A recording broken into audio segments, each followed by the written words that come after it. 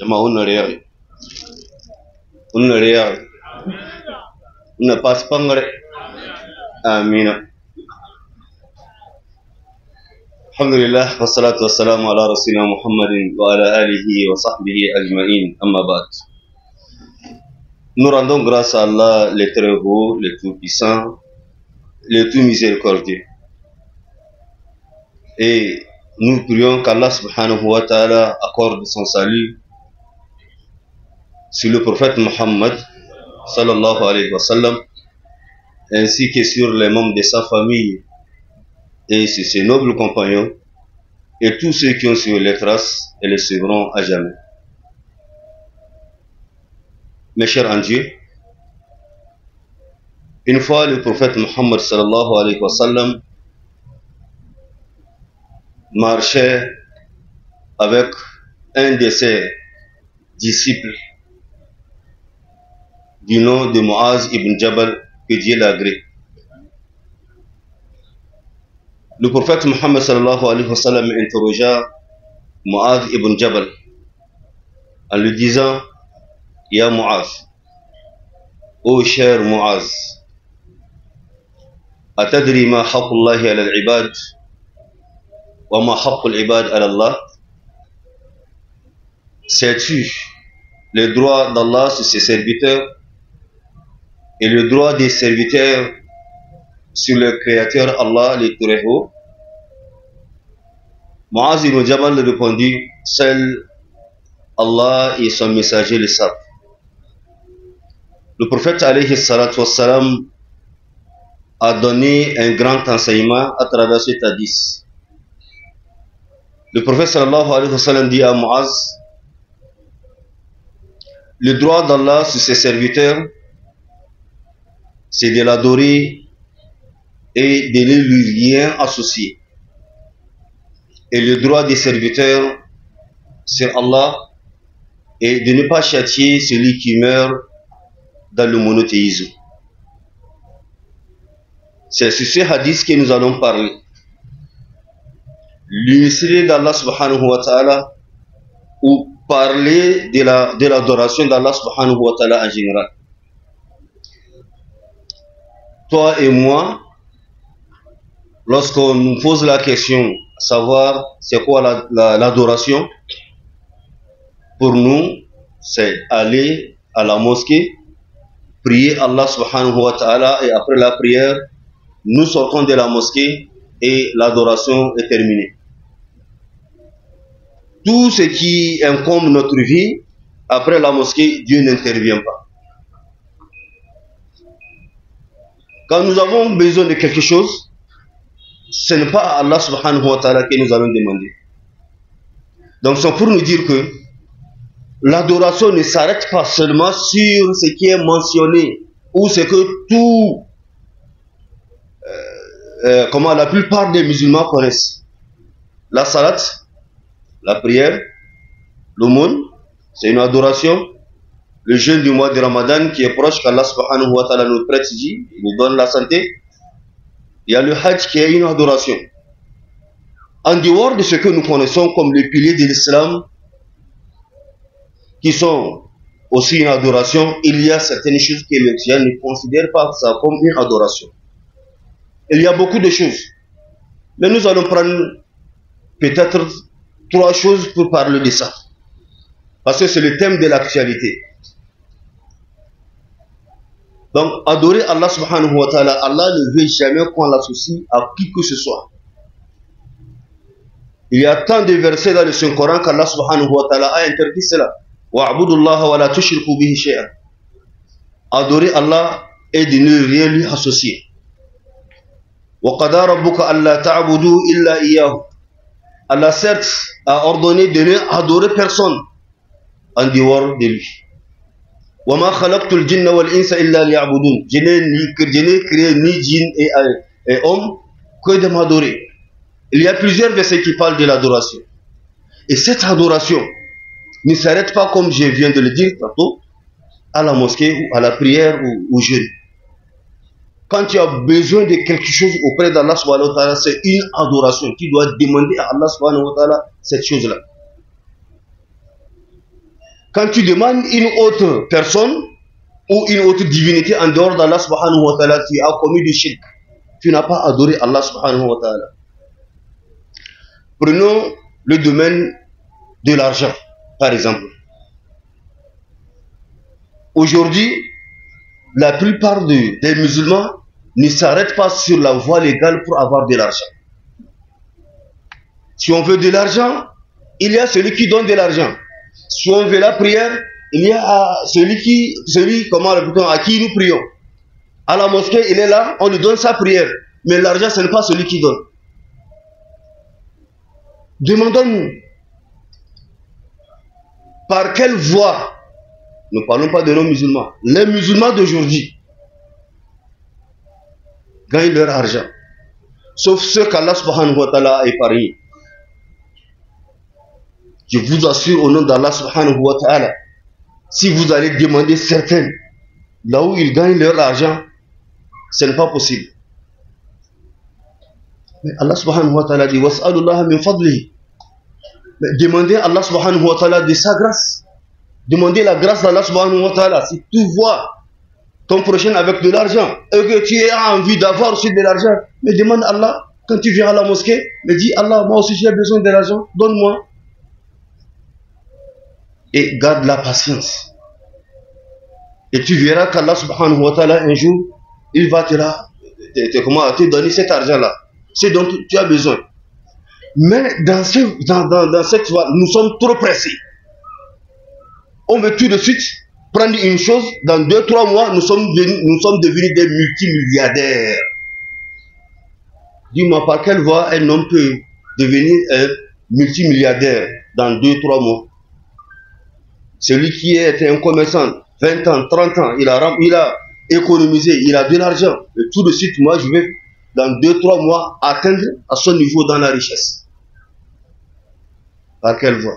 Aujourd'hui, les gens sont capables de sacrifier l'âme de leur enfant. C'est-à-dire, immoler leur enfant, donner comme sacrifice pour avoir de l'argent. Les gens sont capables de tuer leur maman pour avoir de l'argent. Ouais. Les mamans sont d'accord que leur fils passe par quel moyen pour avoir de l'argent. Permettez-moi de vous raconter l'histoire d'une maman et son fils. Dans des pays frontaliers,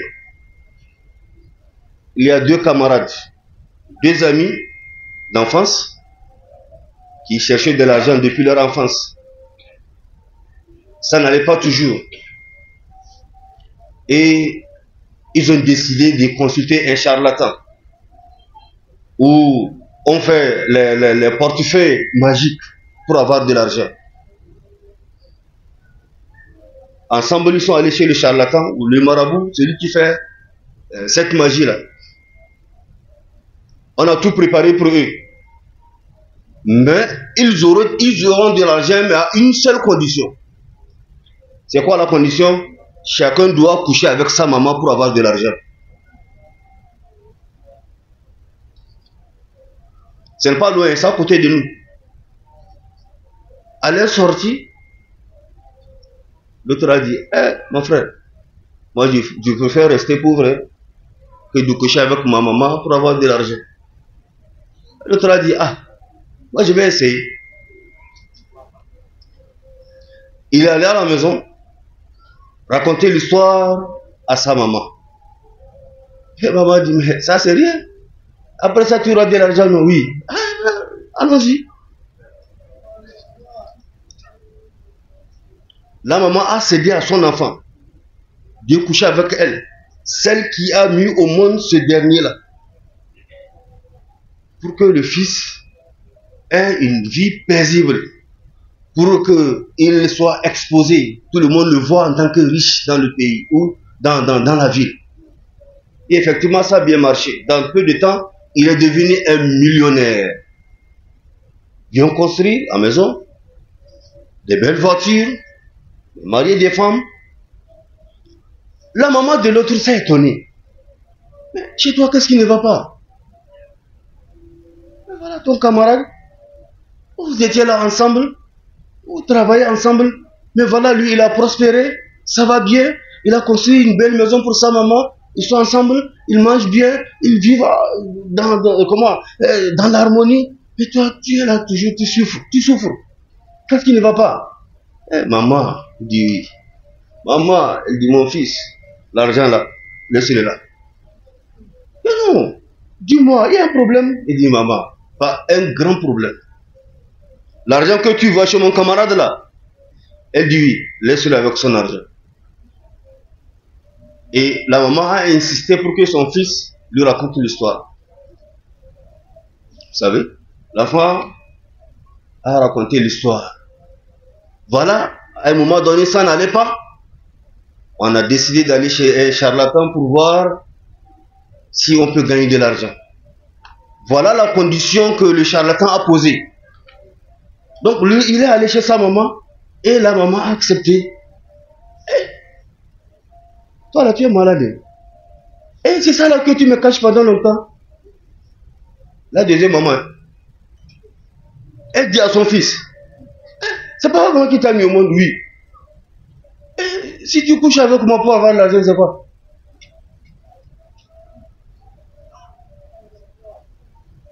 L'enfant a dit non. Maman, tout sauf ça. Coucher avec ma maman pour avoir de l'argent, c'est tout sauf ça. La maman a tout fait. Maintenant, c'est la maman qui force l'enfant pour qu'il couche avec elle, pour qu'il se couche avec pour avoir de l'argent. L'enfant dit pas question. Si c'est ça, je préfère rester pauvre. Et la vie continue. Le premier qui a couché avec sa maman, il a ramassé de l'argent. Mais pour une courte durée. Une courte durée. Un jour, il quitte avec sa voiture de luxe pour un petit voyage. Il fait l'accident. On l'a sorti de la voiture par morceaux. C'est ça. C'est la vie des enfants musulmans. C'est la vie des enfants musulmans. Pour la cause de l'argent, il n'y a pas ce que le musulman d'aujourd'hui ne fera pas. Il y a quelqu'un qui déclare que je préfère avoir la honte de Qiyama que d'avoir la honte de ce monde-là. Moi, si il dit, si lui, on lui montre n'importe quelle voie pour avoir de l'argent là, il va passer. La honte, c'est elle-là qui n'aura pas ça à cause de l'argent. Mais Qiyama, là-bas, ça l'a calé. C'est me connaître Dieu. Et c'est me connaître le jour de la résurrection et Qiyama. C'est comme ça. Beaucoup de gens que vous voyez avec de l'argent là, je ne dis pas eux tous. Les jeunes d'aujourd'hui sont pressés.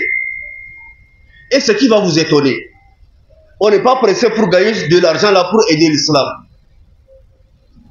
D'ailleurs, avec l'argent sale, Dieu ne va même pas mettre l'idée d'aider l'islam avec ça.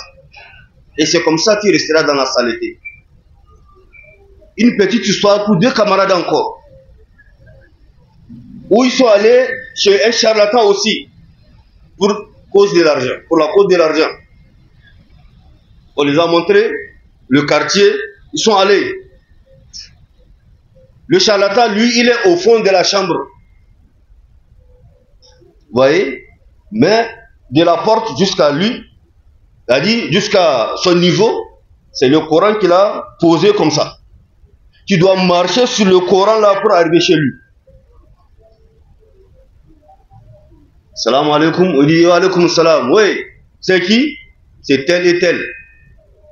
Ah. D'accord? Vous voulez quoi? Nous sommes là pour telle chose. D'accord. Marchez et venir. Donc le premier qui a mis les pieds dit non, non, non. Tu ne dois pas contourner. Tu dois marcher sur le Coran là pour venir ici. Oh. Ah. C'est pas moi. L'autre a dit, hey, c'est un problème ça. Cède-moi la voie. On a quitté la voie. Il a commencé par piétiner le Coran. Pour aller chez le charlatan, là où il est. Et le charlatan a commencé par dire, voilà un homme qui est plus proche de Shaitan que moi. Voilà un homme du feu de l'enfer. Voilà un homme qui ne craint pas Dieu. Voilà, jusqu'à arriver chez lui. Il a fait tout, on a tout préparé, lui donner. Mais le camarade, lui, il a caché le secret. Dans peu de temps, il a gagné de l'argent. Lui, c'était avec son camarade, ensemble dans la voiture, ils ont fait accident. L'autre sur place, celui qui a marché sur le Coran, il est mort. Mais le deuxième qui avait refusé de marcher sur le Coran, il est devenu fou. Et c'est dans cette folie-là qu'il raconte cette histoire-là. Il appelle le nom de son camarade. Tu as vu, non? Tu vois ce qui s'est passé? Je t'avais dit de ne pas faire. Tu as refusé. On ne marche pas sur le Coran. Le Coran, c'est la parole de Dieu. Voilà ce que tu es arrivé. Tu es mort. Tu m'as laissé fou. Maintenant, qu'est-ce que je veux faire? Et dans la folie, il est en train de raconter l'histoire de ce qui s'est passé entre eux. Donc, les gens pensent que l'argent, c'est pas Dieu qui donne. Ou les gens disent que si tu vas attendre la voie légale, là, la voie de Dieu, là, tu vas rester sur le chemin. Tu seras en retard. Voilà, les jeunes sont en train de construire un peu partout. Des voitures de luxe. Toi, tu restes. Dieu, reste là-bas. Donc c'est ça, c'est une adoration. Demander de l'argent à Allah subhanahu wa ta'ala, c'est une adoration. L'islam a mis des critères, des conditions. La crainte d'Allah subhanahu wa ta'ala, sinon tu n'auras rien. Tu vas perdre ici-bas et même dans l'au-delà. Le domaine de la protection. On vient à la mosquée, on prie Allah subhanahu wa ta'ala, mais celui qui va nous protéger là, ce n'est pas Dieu. Il n'est pas le protecteur. Il n'est pas le protecteur. Il faut essayer de s'amuser avec un des frères musulmans, mets la main dans sa poche. Vous allez voir ce qui est là. Touche sa hanche, vous allez voir. Essaie de toucher sa main, vous allez voir ce qu'il a attaché. Tout ça là au nom de la protection. Mais l'homme ne réfléchit pas. Il faut regarder ton parcours. Jusqu'à un moment donné, tu as réfléchi. Tu as dit l'idée de la protection était parvenue. Mais il faut te demander, quand toi tu demandes la protection maintenant là, dès le début de ta vie, jusqu'à où tu as pensé à la protection là, qui t'avait protégé de là jusqu'ici?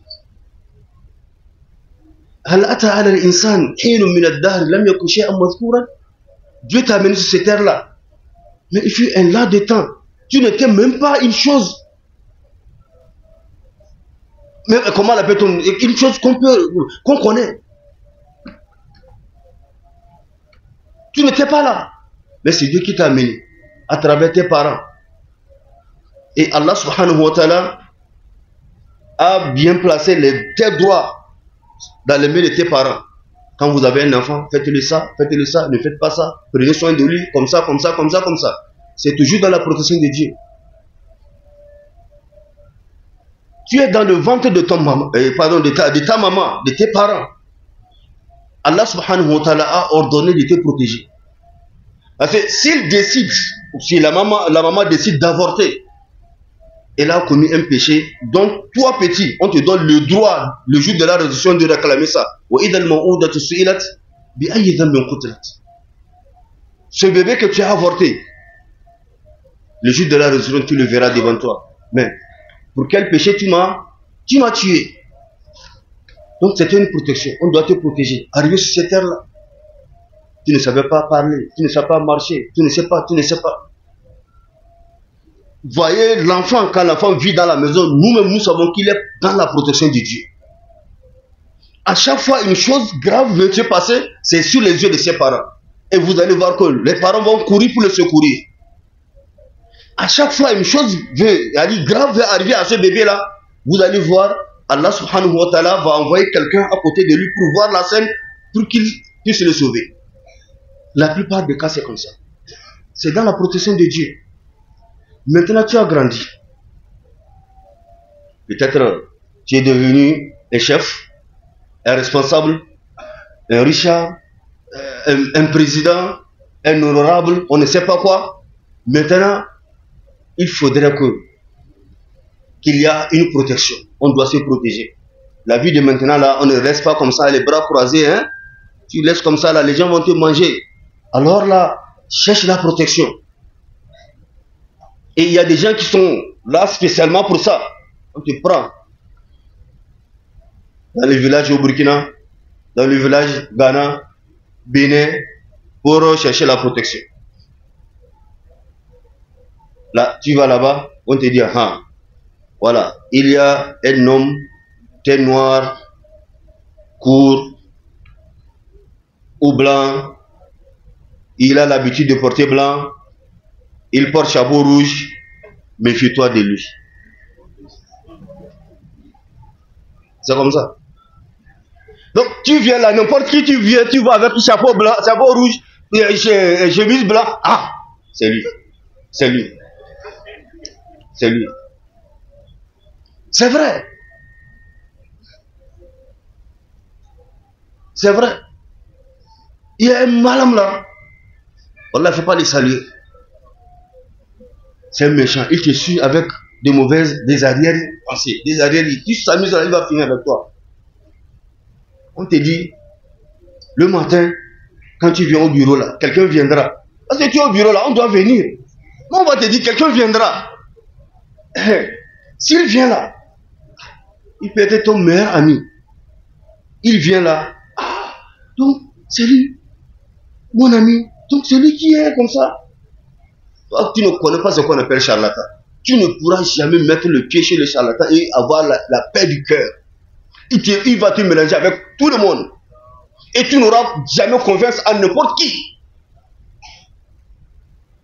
Et tu auras des problèmes. Toujours des soucis. Tu n'es pas tranquille. On te donne des caractères, tu vois n'importe qui, tu as peur de lui. C'est ça. Tu sors sans ces talismans-là, sans ces choses-là, sans les bagues-là. Oh, allez, à la maison. C'est ça. Tout ce que nous racontons là, oui, bien sûr, c'est un fait.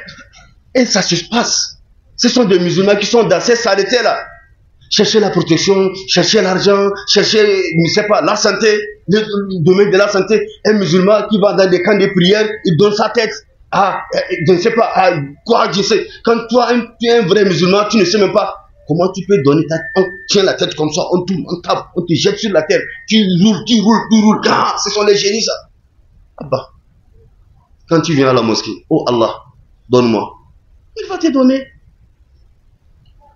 C'est ça, adorer Allah subhanahu wa ta'ala. L'adoration ne s'arrête pas seulement dans la mosquée, comment, au niveau de la prière.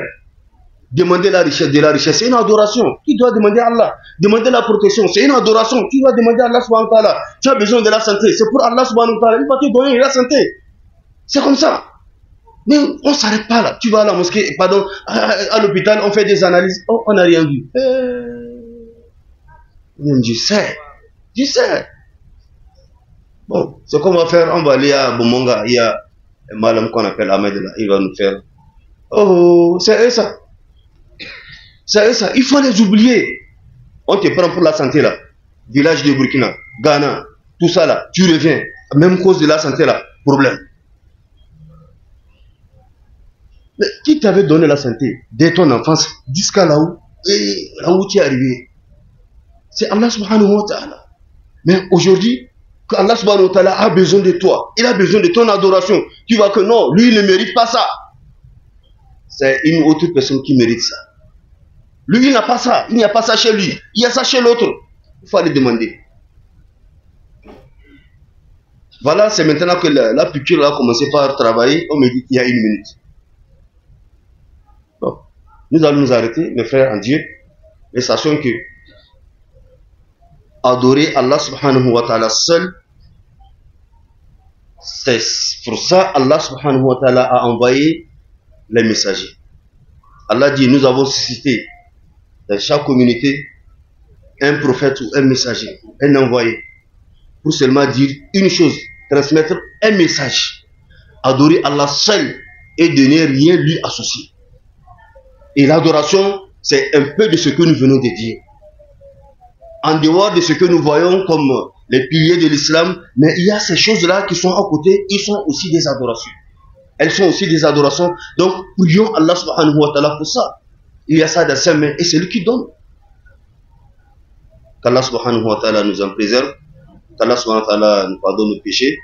Nous prions Allah subhanahu wa ta'ala de pardonner à nos ustads, Ustaz Kassamba, Ustaz Ahmed Saïd.